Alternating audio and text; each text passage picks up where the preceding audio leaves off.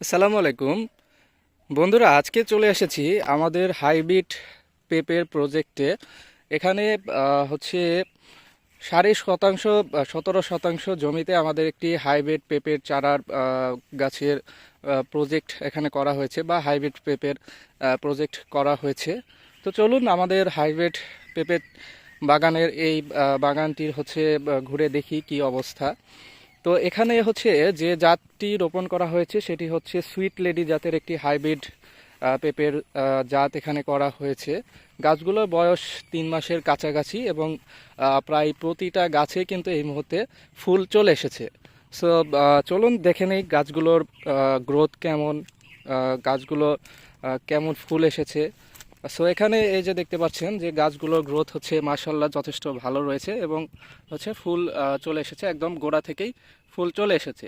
So hybrid পেঁপের যে বৈশিষ্ট্যের কারণে আসলে আমরা হাইব্রিড পেঁপেটা চাষাবাদ করি বা হচ্ছে প্রজেক্ট করে থাকি, সেটার মূল কারণ হচ্ছে অতি অল্প সময়ে একদম গোড়া থেকে ফল আসে এই জাতগুলোতে, এবং অল্প সময়ে অধিক প্রোডাকশন পাওয়া যায়।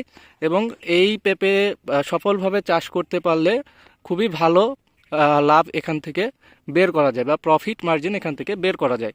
দেখতে পাচ্ছেন গাছটা কিন্তু 4 ফিট উচ্চতার একটি গাছ এবং প্রায় 1.5 ফিট 1.5 ফিটের ওপর থেকে কিন্তু ফুল চলে এসেছে। এখান থেকে কিন্তু ফল আসা শুরু হবে এবং এটা কিন্তু প্রথম সিজনের ফুল।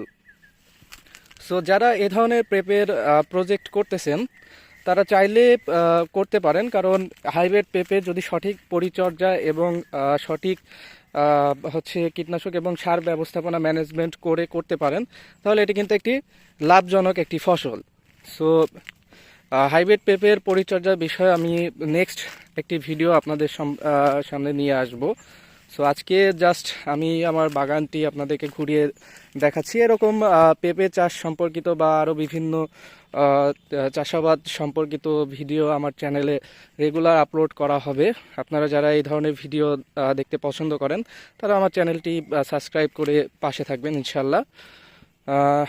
এখানে হচ্ছে মোটামুটি 190টি চারা রোপণ করা হয়েছিল। সো গাছগুলো মাশাআল্লাহ যথেষ্ট পরিমাণে হেলদি রয়েছে, গ্রোথ ভালো রয়েছে এবং প্রায় প্রতিটা গাছেই কিন্তু ফুল রয়েছে। এটা কিন্তু 3 ফিট সাইজের একটি গাছ এবং একদম গোড়া থেকে কিন্তু ফুল আসা শুরু হয়েছে। প্রায় প্রতিটা গাছে হচ্ছে ফুল রয়েছে, এই যে দেখতে পাচ্ছেন।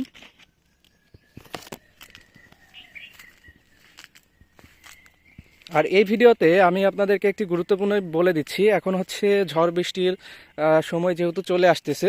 সো আপনারা যারা ইতিমধ্যে হাইব্রিড পেঁপের এরকম প্রজেক্ট তৈরি করেছেন এবং গাছগুলো এরকম শেপে চলে আসছে, তারা অবশ্যই প্রায় প্রতিটি গাছে এরকম বাঁশের চটা দিয়ে সাপোর্ট দিয়ে দেবেন। দেখতে পাচ্ছেন এখানে আমাদের প্রতিটি গাছে কিন্তু বাঁশের চটা দিয়ে সাপোর্ট দেওয়া আছে। এর কারণ হচ্ছে যখন ঝড় বৃষ্টি হবে এই সাপোর্ট দেওয়ার কারণে গাছটা কিন্তু ভেঙে পড়ে যাবে না বা হচ্ছে গোড়া নড়ে যাবে না।